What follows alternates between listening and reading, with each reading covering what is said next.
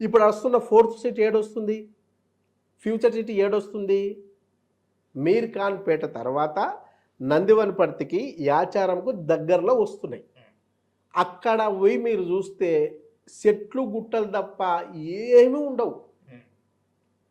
మీరు పేపర్లో చూసుకొని ఫ్యూచర్ సిటీ అద్భుతాలు జరగబోతుంది, ఏఐ సిటీ మొత్తం మెట్రోలు ఇవన్నీ వస్తున్నాయని చెప్పేసి ఇప్పటికిప్పుడు భ్రమపడి పెడితే మాత్రం నష్టపోయే అవకాశం ఉంది. అట్లా కాకుండా ఏం పర్లేదు, నా పాప మ్యారేజ్ కోసము, మా బాబు చదువు కోసము నేను 5 ఇయర్స్ కాకుండా 10 ఇయర్స్ 15 ఇయర్స్ తర్వాతనో ఆడ ఇల్లు కట్టుకుంటా అనుకుంటే ఇబ్బంది లేదు. కానీ 5 సంవత్సరాలకో 6 సంవత్సరాలకో తీసేస్తా అనుకుంటే మాత్రం అంత దూరం వెళ్ళకండి.